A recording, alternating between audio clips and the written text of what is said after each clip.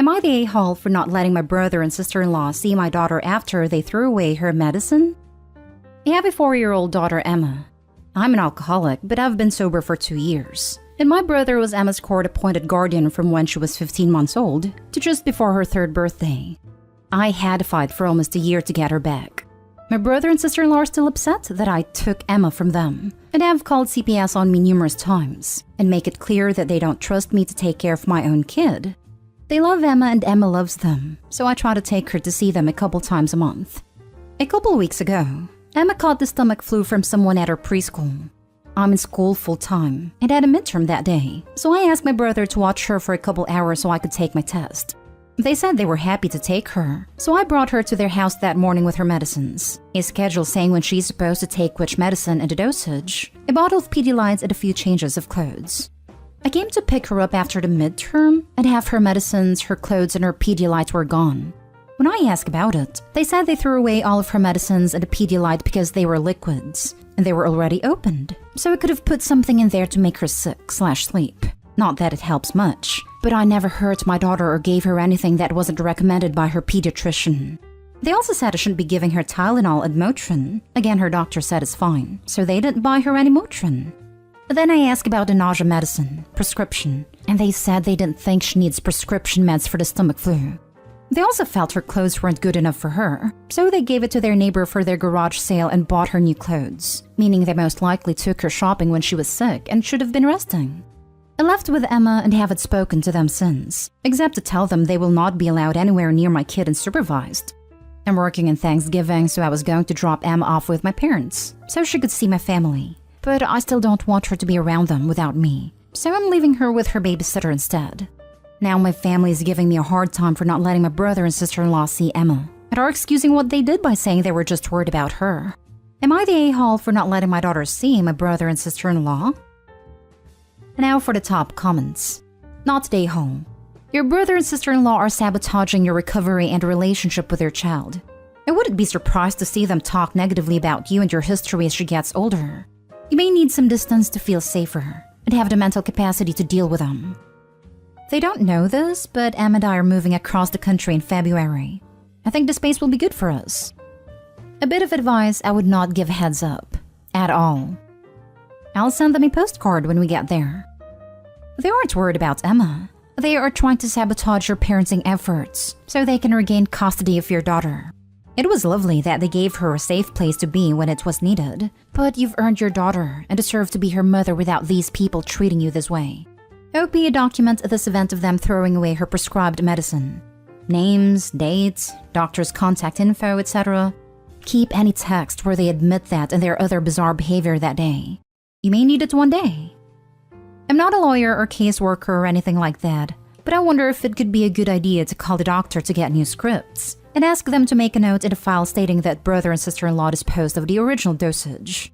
If brother and sister-in-law try that CPS crap again, I would want that as evidence that they are acting vindictively and don't have Emma's best interest in mind, as evidenced by throwing out her prescription medications while under their care. You need to stand your ground here. They're constantly putting you in danger of losing your child by calling CPS on you.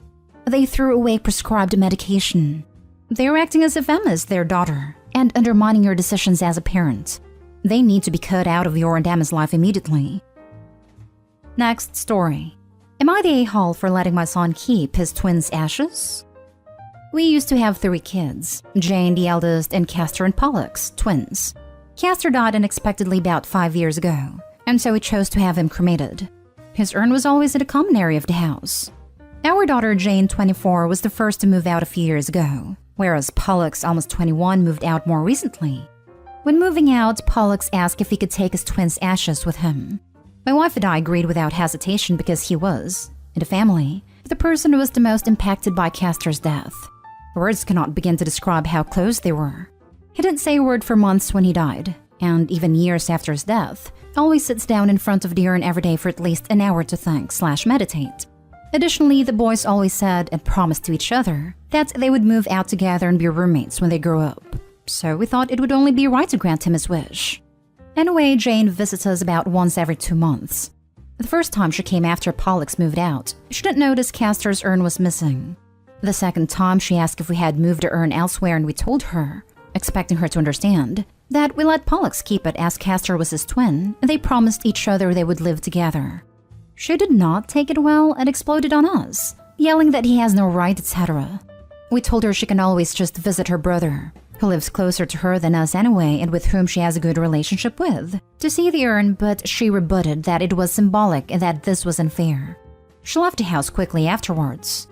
Now, Jane is sometimes prone to outbursts, so we weren't too shocked and still hoped she would just get over it. But now Pollux is telling us she's been fighting with him over the phone and calling him some nasty things I won't repeat. Some of the family members have suggested we just take the urn back home with us if only to restore the peace. But I feel like this is also about what Castor would have wanted.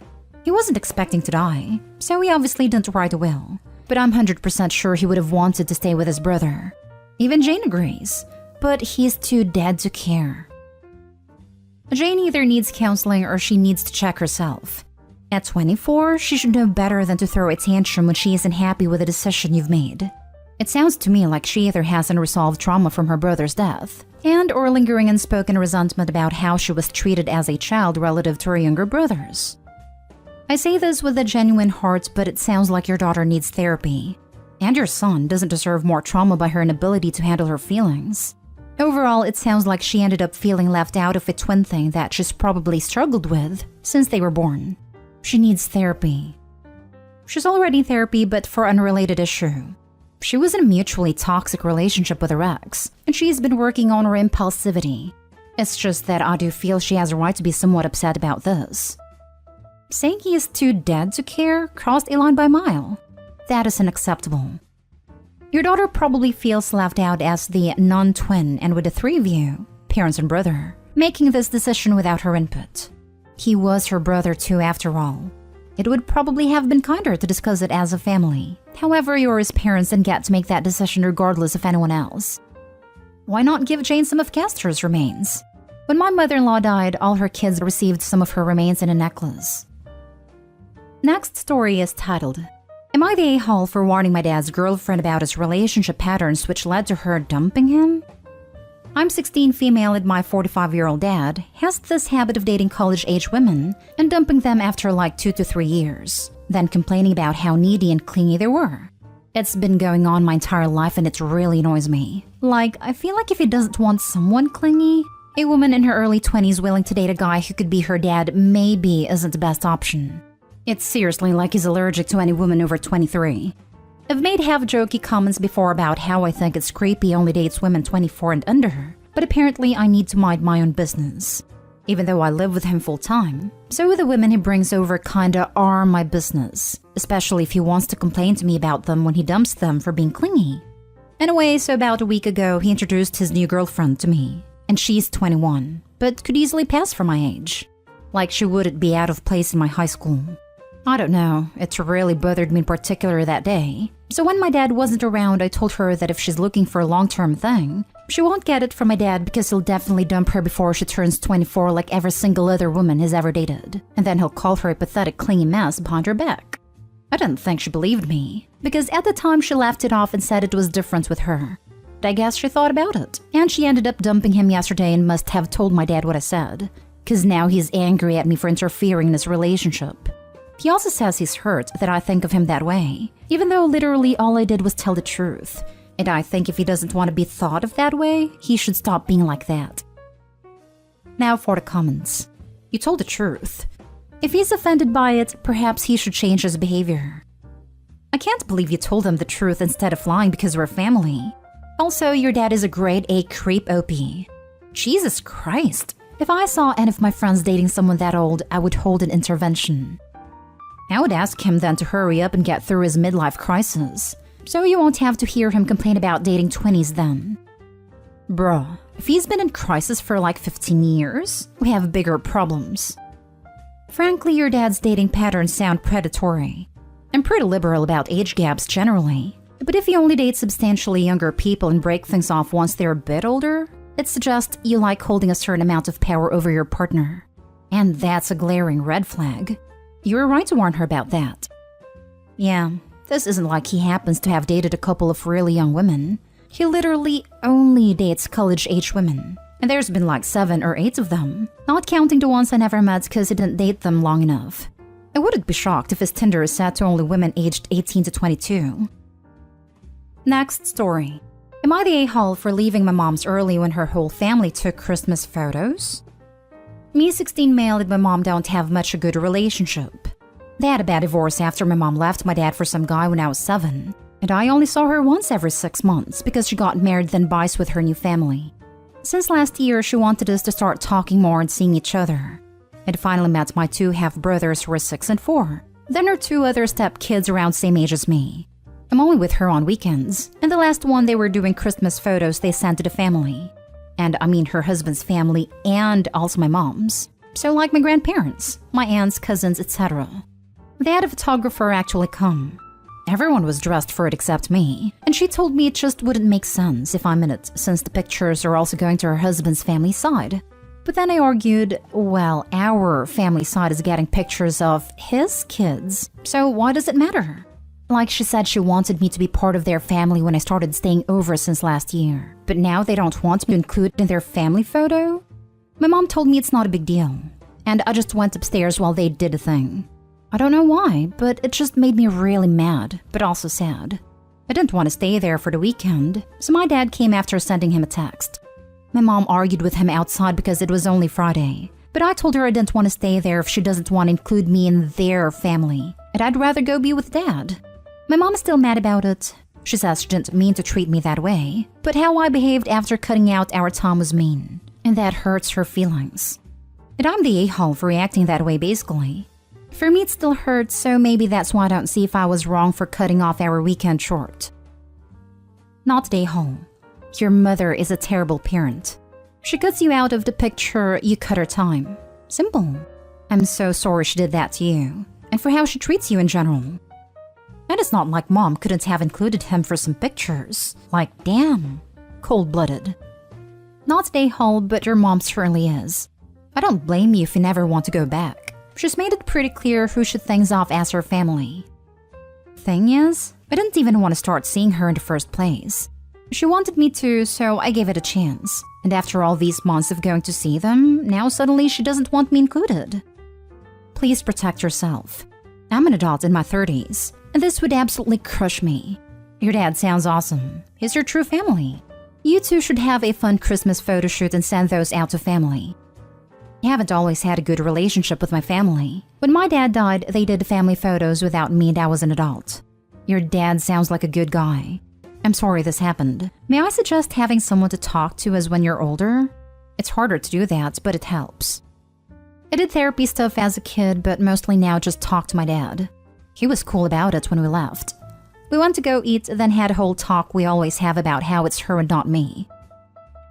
Now for the last story. Am I the a-hole for demanding my parents spend the same amount of money they spend on my autistic brother every month? I, male 16, have an autistic brother, male 14, with lots of medical needs. We don't have a close relationship because of his behavior in general. And my parents both work high-paying jobs, have been focusing all their attention on him, which is sort of fine with me, by the way. Here's the problem. My parents were doing some calculating and looking at what they spend on my brother yearly, which was a lot. But they decided to increase their budget for him by dedicating about $400 a month to my brother. Thing is, my allowance is barely $100 a month. I found out and blew up at my parents and asked for equality, and to either split the money between me and my brother or make my allowance same as him. But they told me off explaining that my brother has medical needs and require doctor's appointments and medication that they need money for, while I'm perfectly healthy. I pointed out how unfair they have been, and how they were obviously playing favorites and causing me to resent my brother and driving a wedge between us here. But their argument that I should not hate my brother since the money goes to medication and whatnot, and not clothes and toys. After further arguing, my dad called me an overprivileged spoiled brat who had no right to demand anything from them, and that I should consider myself lucky I still get $100 allowance, when I'm perfectly capable to work if I don't like it so much. I'm now indefinitely grounded for demanding to be treated equally to my brother and pointing out their favoritism. You're the a-hole and entitled. Your parents owe you a shelter, food, clothes, and education. They don't owe you an allowance and luxuries. Your brother has medical needs. You have superficial wants. If you really want things to be equal with your brother, maybe you should take some of his medical issues so things could be fair all around. I completely agree. There is a huge difference between spending money on a kid's medical treatment and giving a kid an allowance for whatever BS they want to buy. He needs to get a job if he wants more. My son is close to his age. He gets $10 per week and must do his chores to get that. $100 per month allowance is a lot. He needs to show appreciation to his parents. I'm so sorry for you, Opie. It might be so difficult to have a cold heart. You don't care to not have much attention from your parents. Well, you would be totally entitled to share those feelings. But you were so upset to not have your $400 allowance a month. In what world do you live in? Don't you see that this is not an allowance for your brother but medical expenses? Tell me how much of the $400 your brother is spending for fun things. Pretty sure that your brother will be happy to do without going to the doctor regularly, but instead having the same life as yours. Be a good person, have some empathy for your family, and don't be a greedy person.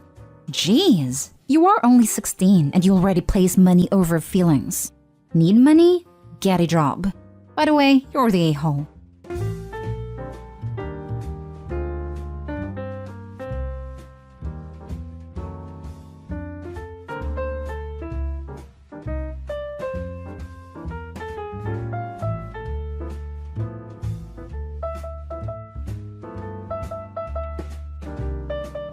Am I the a-hole for not giving my father money from my inheritance to pay for treatment for his stepkid? So I, 19 male, received an inheritance from my paternal grandparents 2 years ago. They left it in a trust for me, safeguarding it from anyone who might try to use it for their own purposes, including my father, their son. I gained access to the money when I turned 19, a choice my grandparents made. I was the primary beneficiary, and they left my father the lowest amount possible to prevent him from contesting their will. I haven't lived with my father in 5 years. When he met his wife, he gave me 2 choices. Either agree to treat them all as family from day one, embrace her 2 kids who were really young at the time, and accept that she would be the mom in the house, meaning she would also be my mom, or I could get the heck out of his house and stop sponging off him. I chose to live with my maternal grandparents. For those who will ask, my mom died when I was 6. My parents weren't together, and she was my primary caregiver, but my father had visitation on weekends before she passed away. After her death, I went to live with him. I think he blamed me for being born and resented my existence. He certainly acted like it. So, I never interacted with his precious little family. I don't know his wife or her kids, and I don't care about them. I feel no sense of obligation to pretend they're my family. That's why I said no when he reached out to me a couple of months ago, asking me to give him $40,000 from my inheritance to pay for treatment for one of his stepkids. He sent me a bunch of links about the condition and the treatment, which I think was in Switzerland or maybe Germany. He said the kid was getting worse, and they were worried it could become fatal. Apparently, it's a condition the kid has always had, but it worsens over time, and there aren't many treatment options yet. However, this was one of them. Honestly, I thought I had blocked him on my socials, so the DM was a surprise. I said no, blocked him, and carried on. But then he texted me, and I wondered how he got my number since I had changed mine after moving in with my grandparents. Turns out, he had my paternal grandparents' phones and found my number on them. I told him to stop. He wasn't getting the money. He sent me more info via text and even shared their fundraising page, which wasn't getting much. He said they would consider another place for treatment if they could get some money for it. I blocked the number and any other numbers he tried reaching me from. I guess after enough silence, he decided to bring others into it. He sent my uncle after me. My uncle wanted to know why I said no, and whether I had considered using the money to make my father legally obligated to pay me back with interest. I said no. I told him I didn't want to help them and wasn't giving away any of my money. My uncle argued that I could help a child, maybe even save their life, and that should matter more than who the kid belongs to. Then he dropped the whole step-sibling argument, and I just told him to get lost. But I guess it made me think a bit. I don't feel guilty, just reflective, because I could give them the $40,000, and I'm choosing not to. Heck, I think one of my dad's texts even increased the amount he wanted, but I could still afford it. I'm just saying no. Am I the a-hole? Now for the top comments. Not the a-hole. You need that money because you know well your father's not going to be there to take care of you. Oh yeah, he hasn't taken care of me for years, and even when I lived with him, saying he took care of me would be a stretch. Not the a-hole. Would any of them give $40,000 to a random stranger?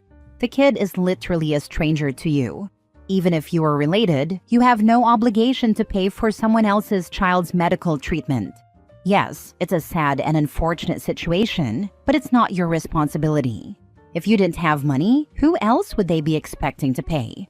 Also, in all the info they sent, is there any actual genuine proof? Because it could just be a plot to get money from you. Even if it's real, please don't give any money away. Keep your money for your future and future children. I didn't look too closely, but it seemed legit. I didn't really care to read everything though. My biggest thought was, why the heck is he sending this to me? Then I realized he wanted money, and all I could think was, buzz right off with that.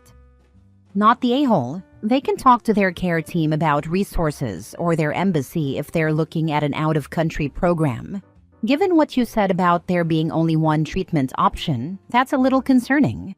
Not every treatment works for every patient.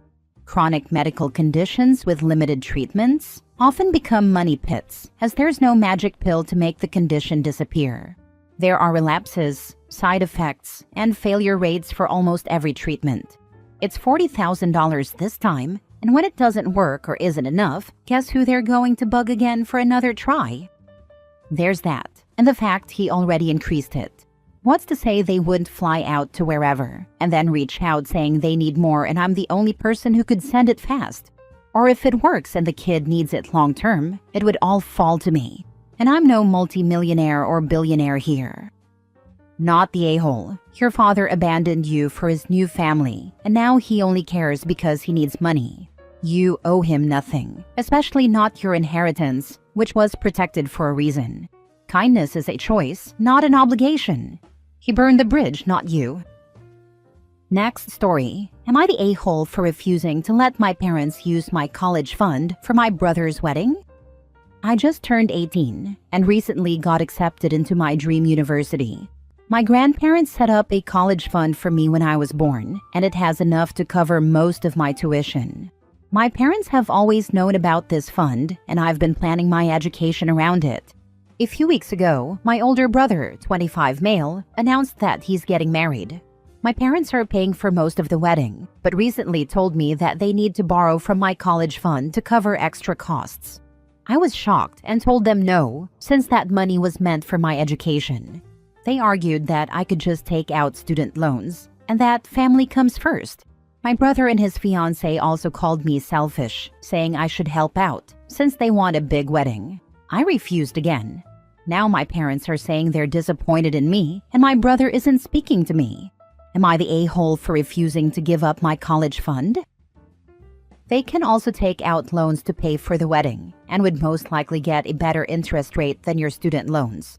They can take money out of the equity on their home if they own one, open a credit card, take money from their retirement accounts, etc. There is zero reason it should come from your college fund, not the a-hole. I just don't understand why my future is the first thing they're willing to sacrifice. There are so many other ways they could handle this, but instead, they're choosing to take away the one thing that was meant to give me a better life. It really hurts. Lock down your credit. Your parents have everything they need to get a loan in your name, and justify it by saying that you can pay it off with your education funds. It wouldn't be the first time a family decided family comes first meant screwing over one of their own children in favor of another. Also, transfer the college fund into a new one that he only has access to. Otherwise, the parents might raid the fund without his permission. Not the a-hole, and I'd make sure they can't access it without you knowing. Yeah, that's my biggest concern right now. I need to make sure there's no way they can touch it without my permission. Well, you have a 100% confirmation of who the golden child is. You need to see a lawyer to ensure that they cannot screw you over because they will if they can. Protect yourself and your college fund, not the a-hole. Yeah, it's pretty clear who the favorite is at this point. I honestly wouldn't put it past them to try something behind my back, so I'll definitely look into legal options. Thanks for the advice. As is always the case, be prepared for the fallout of not caving to their demands to support the golden child. They claim to be doing this for family. But are they really? When they want to put you into years of debt just to support him? He can take out a loan or scale back the wedding instead of you getting screwed over. You're likely going to be on your own after this, so you'd be wise to seek out support before they twist the narrative to screw you over. Yeah, that's what worries me the most. I know standing my ground means they'll probably turn on me, and I'm not sure how bad it's going to get. I don't want to lose my family over this, but I also can't just let them take my future away. I'm trying to figure out my next steps before they make things worse. Thanks for the advice. I really appreciate it. Next story. Am I the a-hole for telling my brother he's not welcome at my wedding after what he did? I, 29 male, am getting married in 2 months to my fiancé, 27 female, and we've been planning this day for over a year. My younger brother, 26 male, and I have always had a strained relationship. He's the golden child in our family, and our parents have always excused his behavior, no matter how bad it was. Last year at my engagement party, he got wasted and made an announcement in front of everyone, saying he didn't approve of my marriage because my fiancée is too controlling, because she calls him out when he acts entitled. He then proceeded to propose to his girlfriend on the spot, stealing the moment entirely. My fiancé was on the verge of tears. I was furious and told him he was out of line, but my parents begged me to let it go because he was just drunk and excited. I reluctantly moved on for the sake of keeping the peace. Fast forward to last week, he called me, drunk again, and said, "Hey, I have an idea. What if I make a funny speech at your wedding? Like, just roast you a little?" I told him absolutely not, and that I didn't trust him to behave. He got mad and said I was taking things too seriously. So I finally told him he's not invited. I can't risk him ruining my wedding like he did our engagement party. My parents flipped out, saying I was being cruel and that family forgives. Now I have relatives messaging me, telling me I should just give him another chance. Am I the a-hole for standing my ground? Now for the top comments. Not the a-hole. Your brother doesn't need another chance. He needs a wake-up call, and you just gave him one. Weddings aren't open mic nights for entitled siblings who mistake other people's milestones for their own spotlight. Exactly. I've given him plenty of chances, but at some point, enough is enough. This isn't about forgiveness. It's about setting boundaries. I just wish my parents saw it that way, instead of making me feel like the bad guy. Accept that they don't see it as it is, and that your brother has a drinking problem. Combined, your wedding is his next target. You already know he's showing up, no matter what you said. Make sure the DJ or MC doesn't give him mic time. Inform the bartenders to stop serving him at some point. Get a couple of your guy friends to keep an eye on him so he has less chance to disrupt, things like that. It sucks that you have to think along those lines, but you and your wife deserve a beautiful day. The golden child will not want to do right by you. Yes, I know it sucks, but plan for it anyway. You're right, I need to accept that he's going to push boundaries no matter what I say. If he somehow shows up, I'll be ready. I'll make sure he doesn't get the mic, doesn't drink too much, and doesn't get the chance to ruin our day. It sucks that I even have to think about this, but I refuse to let him make our wedding about him. Oh yes, because nothing says family forgives quite like hijacking someone's engagement party, publicly declaring their relationship unworthy, and then pulling a surprise proposal stunt like a Walmart brand reality TV villain. Honestly, how many chances does your brother need? First he gets drunk and makes your engagement party his own personal talent show, and now he wants a live mic at your wedding to roast you? Yeah, sure, because nothing enhances the romantic ambiance of a wedding like a drunken best man reject doing his best Comedy Central impression.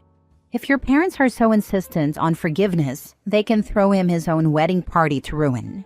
Maybe set up a special drunken entitled section at family gatherings just for him. But your wedding? Nope. That's your day, not a second audition for America's Got Bad Decisions. So no, you're not the a-hole. You're the bouncer at the VIP event that is your own wedding, and the guest list is officially free of human liabilities. Sounds like OP is going to save on the cost of a few dinners. The parents will threaten not to come for the sake of their baby boy. Wouldn't be surprised if that's exactly what happens. At this point, I'm just bracing for the guilt trips and dramatic ultimatums. If they choose to skip my wedding over this, that's on them, not me. Next story. Am I the a-hole for refusing to attend my sister's wedding after she tried to charge me for being a bridesmaid? I have always been close to my sister Lily, but our relationship has been rocky lately. A couple of months ago, Lily asked me to be a bridesmaid at her wedding, which I was excited about. I've always supported her, and I thought this would be a special moment. But then she gave me the list of requirements for the bridesmaids. The dress was over $300, and she said we needed to pay for our own hair, makeup, and even accessories. I wasn't thrilled about the price, but thought it was part of the deal, and I'd find a way to make it work. However, a few weeks ago, she called me and said I also needed to pay a bridesmaid fee, $150 to cover her costs for the bachelorette party, decorations, and just to help out. I was shocked. I asked if that was really a thing, and she said, well, everyone else is chipping in. I told her I couldn't afford it, and that it felt wrong to charge me to be a part of her wedding. She got angry, saying I was being selfish and ruining her special day. After thinking about it, I realized I just couldn't do it. I told her I wouldn't be attending the wedding if that was the case. She went silent, and now the rest of the family is mad at me, calling me petty and saying I should just suck it up. Am I the a-hole for refusing to attend and be charged to be a bridesmaid? Now for the top comments. Charging for bridesmaid duties? What's next? An invoice for attending the wedding? Don't laugh. I've seen it from a friend who was invited and charged admission. What the heck? I've attended multiple weddings that took place in museums that charge admission, except the admission was free for the wedding. I cannot imagine a single universe where that would be okay.